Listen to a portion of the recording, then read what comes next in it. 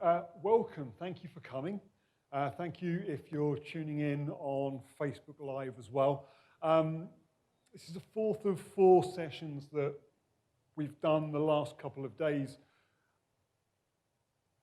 It's back to school weekend and we wanted to offer something for entrepreneurs. So this has been dubbed Back to School for Business. And the first 3 workshops in the series, one was about the methodology and framework, which you're going to see as part of this presentation. The second was about building actionable relationships, building relationships that are valuable for marketing purposes. Then there was one that we ran an hour or so ago, which was looking at compelling, commercially valuable actions. And this one is about generating commercially valuable awareness.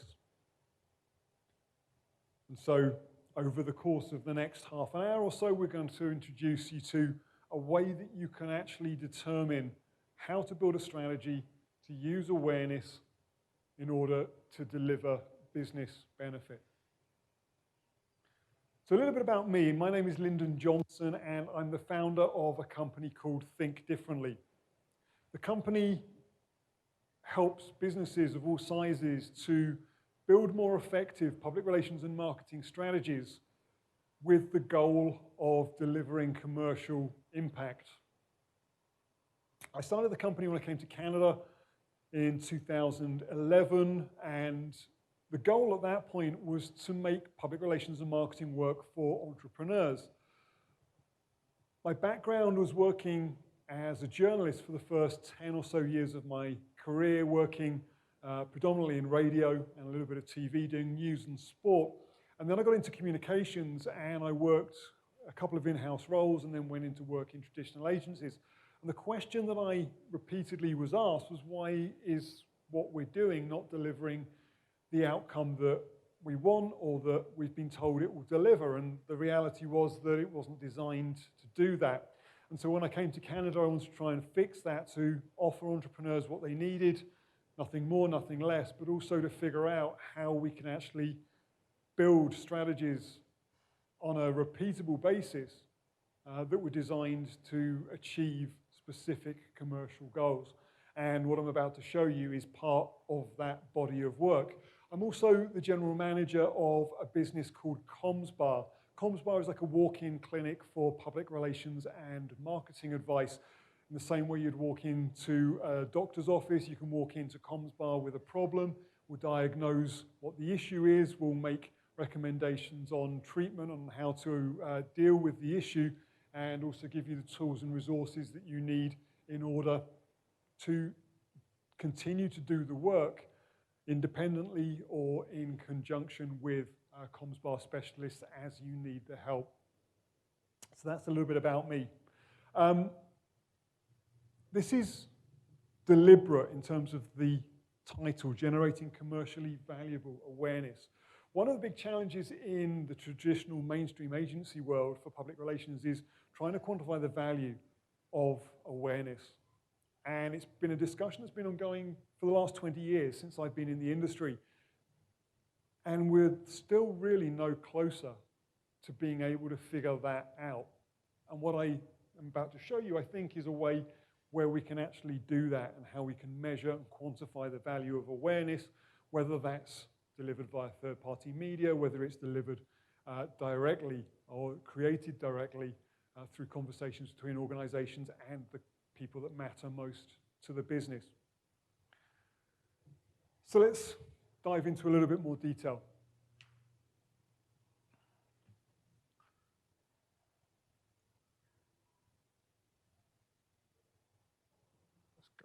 Slide. There we go. Okay, so where did the method come from and how am I going to do it? This is a process that is detailed in one of the books that was the inspiration for what I'm about to show you, and for all the work that I've done with my team over the last few years. This is effectively lean startup methodology, the platforms of it: build, test, and learn. We added in measure because in the communications industry, measurement is a real issue. And so we wanted to be able to figure that out. But when I read Eric's book when I came to Canada in 2011, I saw there was something there that we might be able to transfer the essence of lean startup methodology into the communications domain for building strategies and to iterate rather than doing what the traditional approach is to say, do this and you'll get that. I've turned it on its head and we're trying to say we don't know the answers, but let's find out and let's develop a strategy based on validated assumptions and evidence rather than just on tactical implementation. And so Eric Ries's Lean Startup was one of the inspirations for what we've done.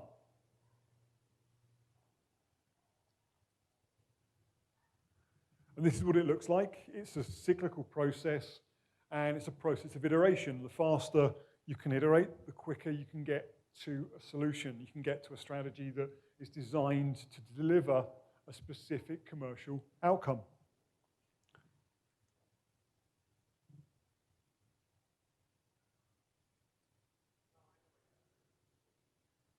I want to just take a moment as well to explain when we talk about public relations and marketing what we mean. Public relations, typically the definition is based in tactical definitions rather than in actually what the outcome is intended to be. And so what we decided to do was to look at removing all of the tactical application from the definition and get to the core of what the outcome of public relations is supposed to be. And when you do that, public relations is a strategic process of building and maintaining strong, mutually beneficial relationships with key stakeholders, the people that matter most to a business achieving a specific goal or to continuing to grow and develop and evolve and be profitable and sustainable. So when we did that with public relations, we figured that we'd do it to marketing and publicity as well. And marketing at its heart is a strategic process, strategic being that it has a purpose. It's a strategic process of compelling key stakeholders to take commercially valuable actions. Marketing by definition is about actions. If no action is taken, marketing has failed to deliver the outcome that it was supposed to be fulfilling. And ultimately, it's how you measure marketing success. Were the actions that we needed to be taken in order to achieve a commercial goal taken, or were they not? And publicity, a strategic process of generating commercially valuable awareness with key stakeholders. It has to be commercially valuable, otherwise why do it? And most publicity these days can't be measured in commercial value. Why? Because it's simply about making as much noise as possible. It's not strategic because it has no purpose other than to generate awareness. And in most cases, we're talking to as many people as possible rather than actually talking to the people that are critical to achieving a specific commercial goal. And so when you strip away all of the tactical application from the definitions, you get definitions that are actually focused on specific outcomes rather than on the implementation, on the what we do. The definitions are about why are we doing it?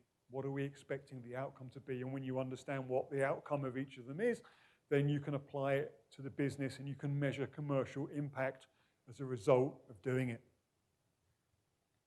I mentioned Eric Ries. The other inspiration for what we've done is to try and create visual tools that anybody can use, respective of their experience, their knowledge of communications fundamentals, whether you're an entrepreneur with limited understanding or formal training in public relations, marketing, publicity, or you're a CMO working in a Fortune 50 company, working on developing strategy every day, or you're managing the implementation, or probably both.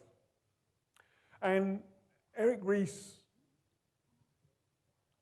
was the mind behind the Lean Startup methodology.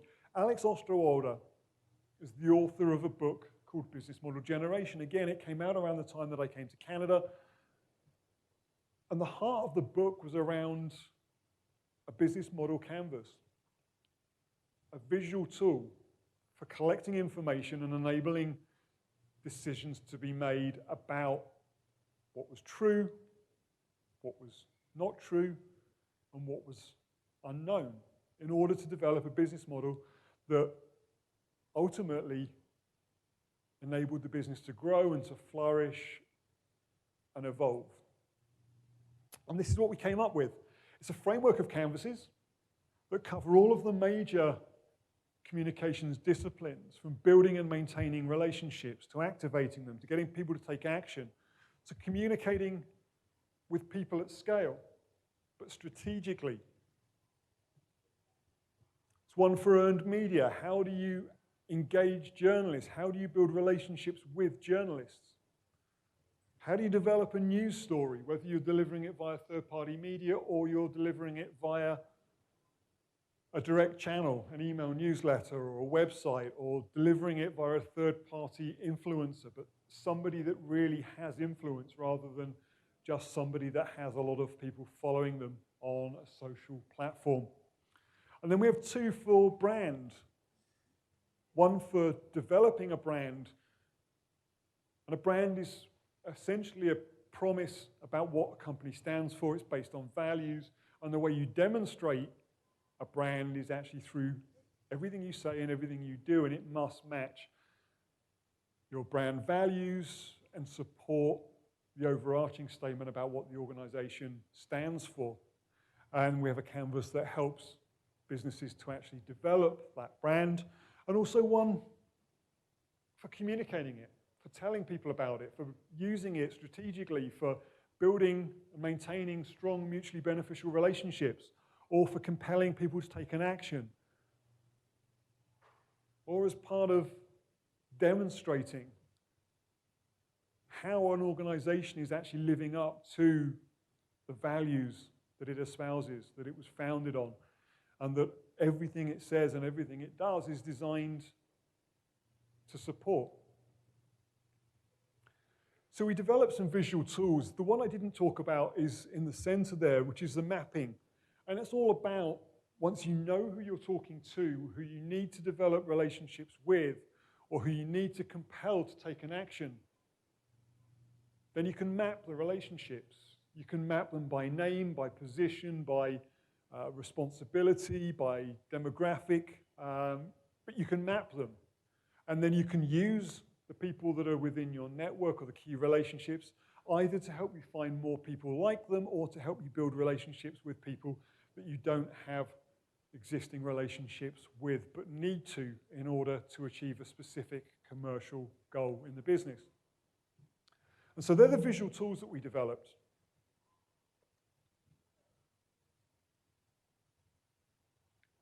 And it works as a framework, but this is the one we're going to be looking at for the next 25 minutes. This is about awareness, publicity.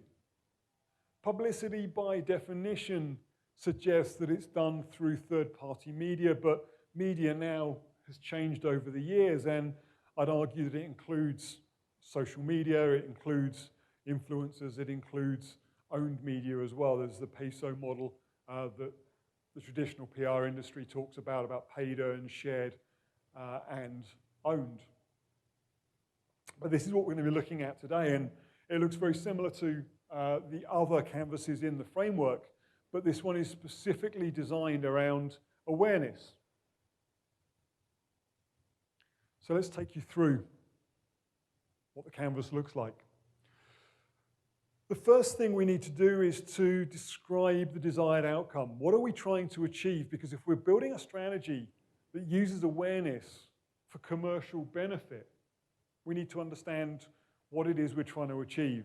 It's the only way that we can build a strategy that we can validate to see whether or not it will actually help us achieve that outcome. It's also the only way we can measure. And it's the only way we can measure progress and the ultimate outcome. So we have to have that. What do we want the impact of the awareness to be? And it also must be something that is achievable within 90 days. If it's not, for startups and small businesses, which is what this was designed for, time is money. We need to see action quickly. So the goal needs to be specific to 1 quarter. For larger organizations, it can also be within 90 days, but it may be part of a bigger goal. You break it down. But they're the criteria: desired outcome, impact, and time specific. It's also just a North Star. It gives us something to work towards. So then we come to the assumptions. What are the assumptions that we make around generating awareness that we can test, that will help us build a strategy designed to generate awareness that has a commercial impact? Well, the first one is audience. Who are we talking to? I talked a few minutes ago about the fact that traditionally awareness is just about noise. It's about hitting as many people as possible and hoping that the few that are actually relevant put their hand up and say, yes, that's me. And they determine what the outcome of their engagement with the awareness is. And we can get into a conversation about the difference between publicity and promotion, but perhaps that's for another day.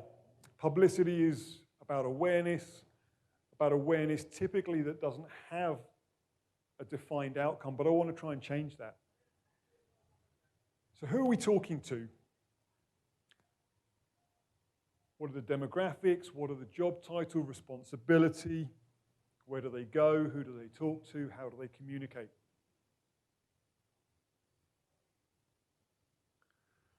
The next assumption is about message. What are we trying to communicate?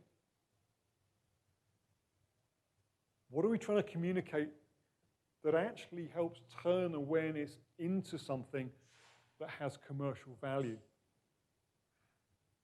Because if we don't know that, then anything that we communicate is unlikely to help us move towards the outcome that we want. And so figuring out, based on the outcome, what do we need to communicate to this defined group of people, to the audience, that will help us to achieve the outcome that we're looking for. Too much of publicity or awareness or PR, if you're using the traditional industry definition, is about me. And actually, there's an argument it needs to be about the people that you're talking to. Communicating value or communicating commitment to brand values, if it's brand awareness. The next assumption is all about timing. When is the best time to talk to the audience, to deliver the message? When are they paying attention? When is the best time to deliver it based on the fact that we're trying to get commercial value from it? If we don't know that, we end up sending it at a time they're not paying attention, they're focused on something else, they're involved in something that is actually more important, or we end up interrupting what they're doing. And potentially that weakens the relationship we have with them because it says we want to talk about us. We want to talk about something that matters to us, not you, at the wrong time, and we have no respect for what you're doing, the other things that you have going on. So timing is important. The other thing about timing is that there are opportunities. There are things going on in the market or in the organization or in your industry or with regulation that present opportunities. And knowing about those enables us to understand who we're talking to, what we need to be saying. It creates opportunities that if we don't know they exist, we can't take advantage of. And again, there are things that are happening that are disadvantages that will reduce the chances of the communication, of the awareness actually having any commercial impact. And if we don't know about it, then we can't mitigate the risk. We can't avoid it. And so we end up doing something where if we'd known the timing issues, we could have actually increased the chances of it working.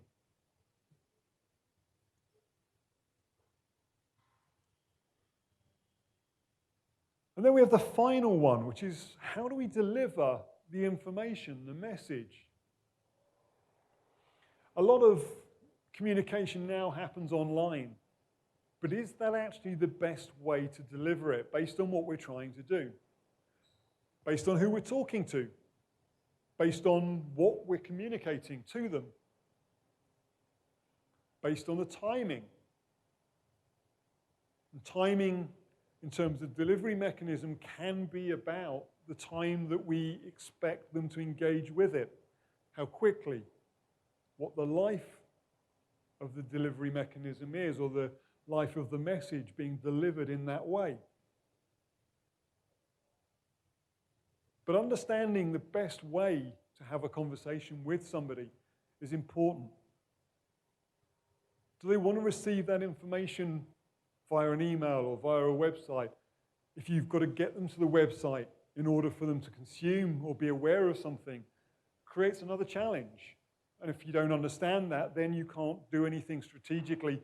And if you don't do it strategically, then it reduces the chances of you being able to get commercial value from the awareness, because they may not be even aware.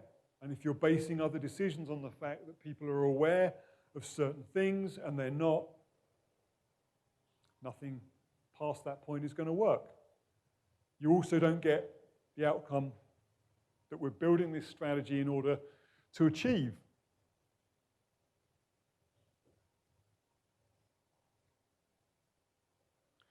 When we've completed the hypothesis, the assumptions, we can build a hypothesis. A hypothesis is essentially a statement that's formed based on a series of unvalidated assumptions. It's a best guess. And the hypothesis then is a combination of the assumptions. If we talk to these people, we deliver this message, we do it at this time, and we do it by delivering it using this mechanism, then the awareness that we create, one, we know we will create the awareness in the first place, and secondly, it will have likely this impact on the business. We'll get our desired outcome achieved. Once we have a hypothesis, the thing that we need to know next is what are the points of failure? And we recommend looking at the assumption that's going to cause the failure of the strategy first. Eric Ries talks about building products and gives examples of companies that built products with functionality that nobody cared about. They spent months and years and countless thousands of dollars building stuff that nobody wanted, and so ultimately the product failed because nobody wanted it. And had they have known that what they were building wasn't going to find a fit in the market, they could have saved themselves all of that time and money. So we want to find the one that actually is likely to cause failure first. Are we sure we're talking to the right people? Because if we're not, we need to do that. If we don't know who the audience is, we can't be sure that actually we have strong, actionable relationships with them. We have no way of knowing whether they're paying attention and we need to fix it. If we're unsure about the message, again, why are we communicating with somebody if we're unsure that the message is actually going to add value? It's going to help our business. It's going to help us achieve the commercial outcome that we want. If we don't know we're doing it at the right time, We're just guessing. We're sending it whenever we're ready. And that's one of the things that I saw working in traditional agencies, day in, day out, week in, week out, was press releases or content being put out based on the timescale of the organization. A release was put out the minute a product was done, rather than at the best time strategically to increase the chances of people wanting to purchase it. And the distribution mechanism, if we use any one of the social platforms and nobody sees it, or the people we need to see it don't see it because they don't use that platform, it's a complete waste of time. So even if the other three things are correct, it will fail because we're delivering it in the wrong way. And so we test them.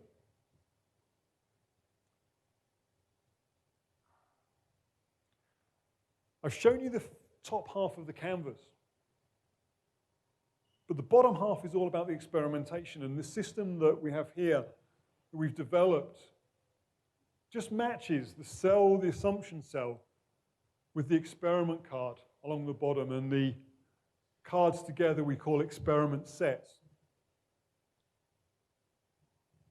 But this is just a way for you to see if my assumption is that the message hasn't been validated.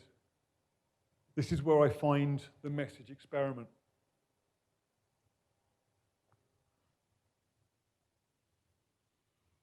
We often get asked about publicity or awareness experiments and what they look like. So what we've done is create a series of cards that actually explain what some experiments could look like. An audience experiment, testing whether or not we're talking to the right people or not. It's asking a simple question. It's identifying whether you have those people in your network already, and if you don't, you need to go back and you need to build those relationships using the public relations canvas. Because if you're talking to the wrong people, nothing is going to work. The message experiment. Does the message actually make sense? Does it communicate something of value to the people that we're communicating with that will actually increase the chances of achieving the outcome that we want? If it doesn't, it's a problem. We can validate that the message is correct. The timing experiment is simply asking about timing issues, when the best time, and the same with the delivery mechanism experiment. Are we using the tool to deliver the message that will ensure that the people we want to talk to actually receive it? They're actually aware of whatever it is we're trying to tell them. If not, then there's a problem.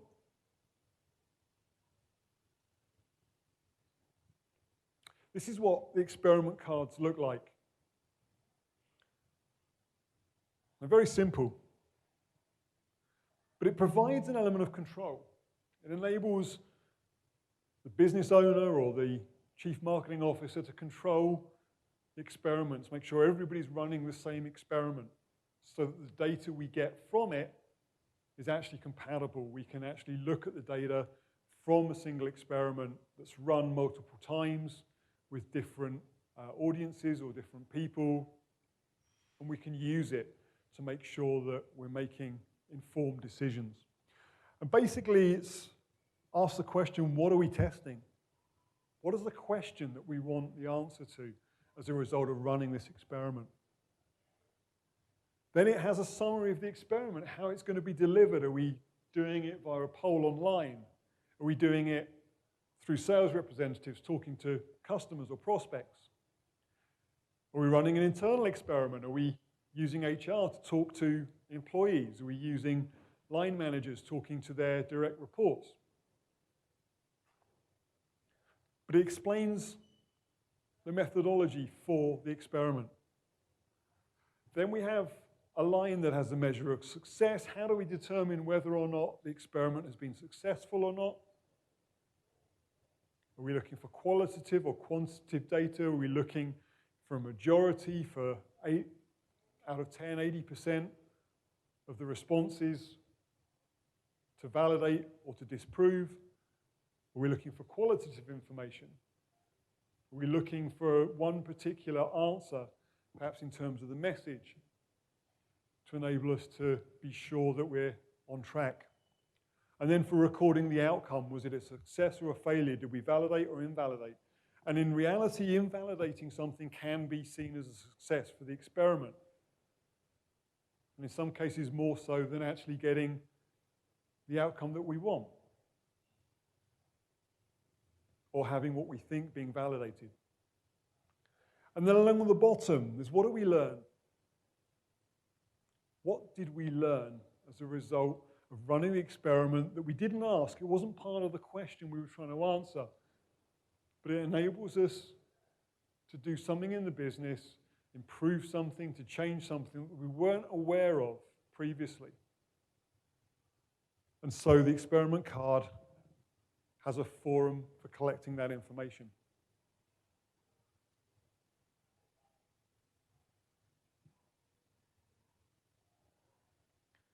And as we work through the assumptions, we validate each one of them. When we get to a point where these 4 assumptions have all been validated, we've run experiments, and the assumptions that we've made have been proved with evidence to be accurate, then we have a strategy. We have a strategy that can be implemented with a fair degree of certainty, knowing that it's going to help us achieve our desired outcome. You can run as many experiments as you need, but ultimately you're looking for validation of all of those 4 things, all of the assumptions that are going to cause failure. At the start, I mentioned the key relationship map as a way for managing relationships, but from an awareness perspective, identifying who is in your target audience. This is a tool for actually distributing the message and disseminating it and managing how you do it. And if you need to find more people that have the same characteristics, the same job title, the same demographic, the same need as the people in the center, the key relationships, you can do that. You'll notice these are different colors. There's a relationship map for each of the canvases. The colors are the same as the master canvas.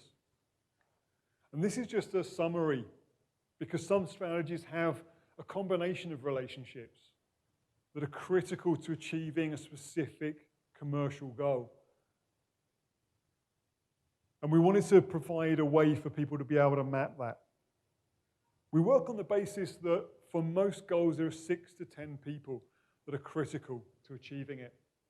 And so we work with this. 6 to 10 people on each of these relationship hubs translates, if you do 6 generations, to somewhere between 270,000 for a hub with 6 people in it, to 1 million if you go to 10. So it scales quite quickly, but the key thing as well is that these are relationship maps that are designed where you've validated that you're talking to the right people. They have a need, they're interested, they share the same values. They work at media outlets that are actually relevant to your audience.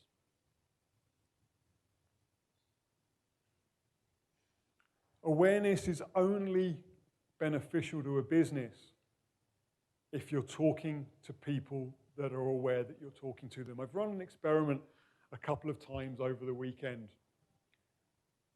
I'm mic'd up, I'm in the middle of a retail store, and I've invited anybody who's an entrepreneur simply to come in and acknowledge the fact that they can hear me. Because in most cases, publicity campaigns, awareness campaigns are going out there making a lot of noise, but they're not actually talking to people, and people that are hearing the noise are not aware that they're actually being communicated with or that the message is relevant to them. And so far, I've had nobody come in.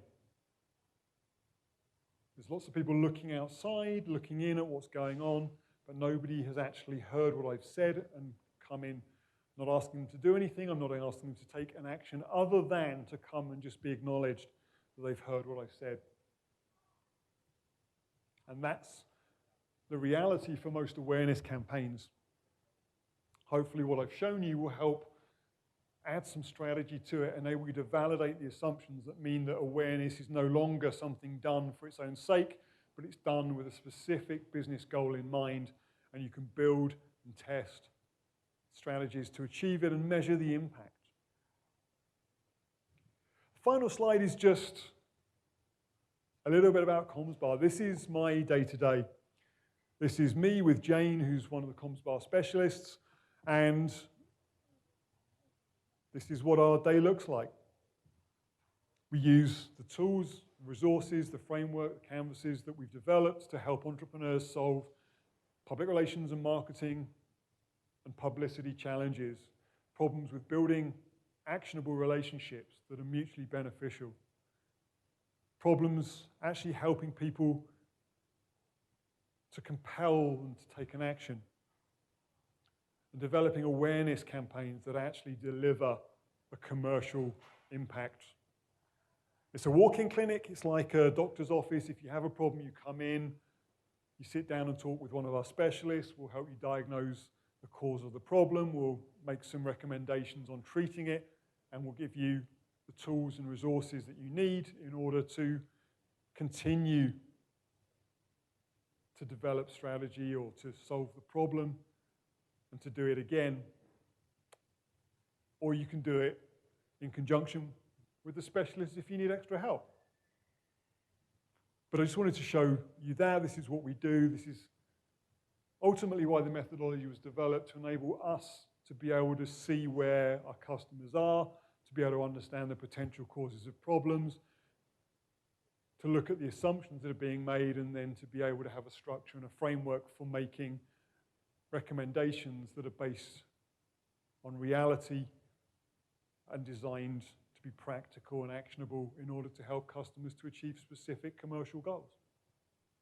If you have any questions, please feel free to ask them. I'm always happy to answer questions. If you have questions online, please feel free to put them in the comments, and we'll respond to them as we get a chance after the end of the session. Okay, so question. Okay, yeah, so the question about awareness and why it's not measurable in most cases. And it's because, in my view at least, the equation doesn't balance. One of the big assumptions about media coverage is that anybody sees it. The average life of a news story on a technology website these days is 15 minutes. So unless you capture somebody within that 15-minute window, any of the credibility that comes with it being on the site disappears. And yes, you can share it with people, but that requires you to actually share something. So you've got a double opportunity for it not to be seen, because we get sent stuff from businesses saying we were in this outlet or that. I don't know how many people ever read them. So that's the problem, is that the action, the tactical implementation can't be measured in most cases because there's that disconnect. It's almost like the doesn't equal sign needs to go in the middle. You know, editorial coverage doesn't mean X, and is unlikely ever unless it's engineered. One more question. It's 40 minutes we've done. I don't want to take up too much more of your long weekend. Yeah.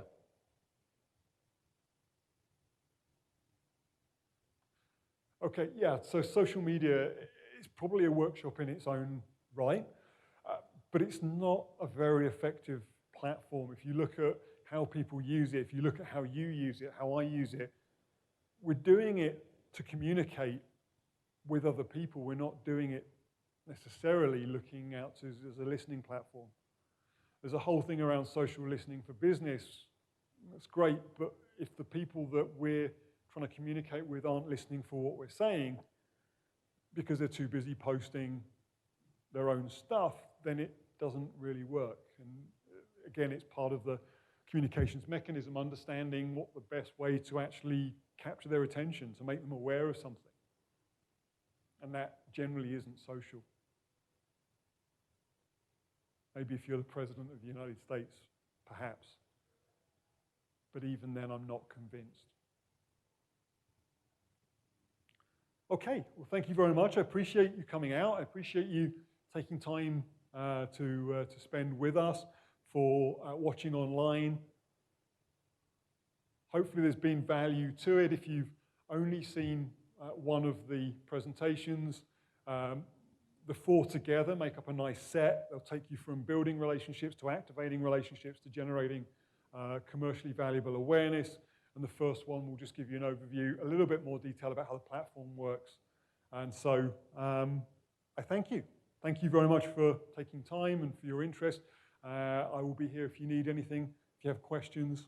And if you're interested in the spotlight space for an event, for a presentation, for a meeting, the guys here at Staples in studio, Monday to Friday, are always happy to give you more information. You can check it out on the website as well. If you go to the Staples Canada website, you'll see a link to it.